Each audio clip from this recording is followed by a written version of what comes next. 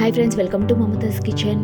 ఈరోజు వచ్చేసి ఈ కర్రీని ఇలా కొబ్బరి వేసి చేయడం వల్ల చాలా టేస్టీగా ఉంటుందండి. గోరుచిక్కుడుకాయ కర్రీ అనేది కొబ్బరి వేసి చేసుకోండి, చాలా అంటే చాలా టేస్టీగా ఉంటుందండి. సైడ్ కాంబినేషన్ కానీ పప్పుచారులకు నంచుకోవడానికి కానీ వేపుడు ఇలా గోరుచిక్కుడుకాయతోని ఇలా చేసుకోండి. మా సైడ్ గోకరకాయలు అని అంటారండి. ఇలా గోరుచిక్కుడుకాయ కర్రీని ఎలా చేసుకోవాలో చూసేద్దాము. ముందర స్టవ్ మీద గిన్నె పెట్టి అందులో 2 టేబుల్ స్పూన్ ఆయిల్ వేసి హీట్ అయిన తర్వాత 1/2 టేబుల్ స్పూన్ జీలకర్ర, ఒక మీడియం సైజ్ ఆనియన్ కట్ చేసి పెట్టుకున్న ఆనియన్ వేసి ఫ్రై చేసుకోండి. అందులోనే హాఫ్ టేబుల్ స్పూన్ అంత పసుపు వేసుకొని ఫ్రై చేసుకోండి.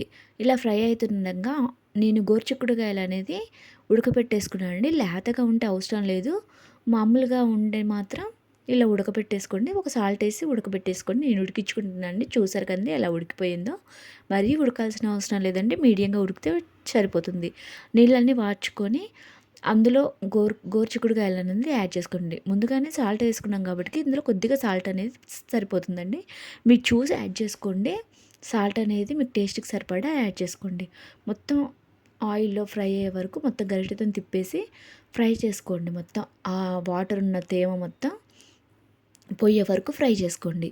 అలా ఫ్రై చేసుకోవడం వల్ల మీకు ఎండాకాలం చేసుకున్న మామూలుగా ఎప్పుడైనా చేసుకున్నా కానీ మార్నింగ్ నుంచి ఈవినింగ్ కల్లా ఉండాలి. కానీ ఉడికించిన కూరగాయలు ఏంటంటే ఎక్కువసేపు ఉండవు అలా చేసుకోవడం వల్ల.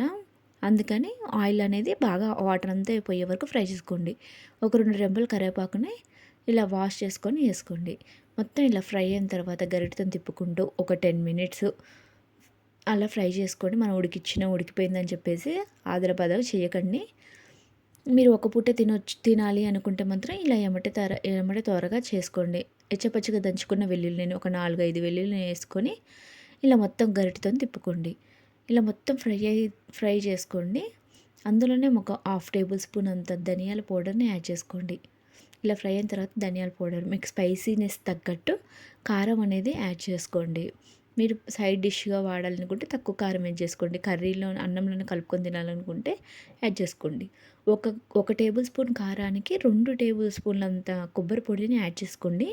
మీకు కారం ఎంతనో మీ స్పైసీనెస్ తగ్గట్టు కారం ఎలా యాడ్ చేసుకుంటారో అలా కొబ్బరి పొడిని కూడా యాడ్ చేసుకోండి. అడ్జస్ట్ చేసుకుంటే యాడ్ చేసుకోండి.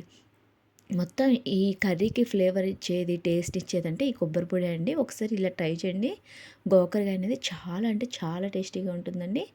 మన ఒంట్లో అరుగుదల లేకపోయినా గోకరకాయ కూరని మనం తక్కువ కారం వేసుకొని తినండి. ఎక్కువ తినడం వల్ల కూడా ఆరోగ్యానికి చాలా మంచిదండి. ఫైబర్ ఉంటుంది కాబట్టి అరుగుదలని ఇస్తుంది.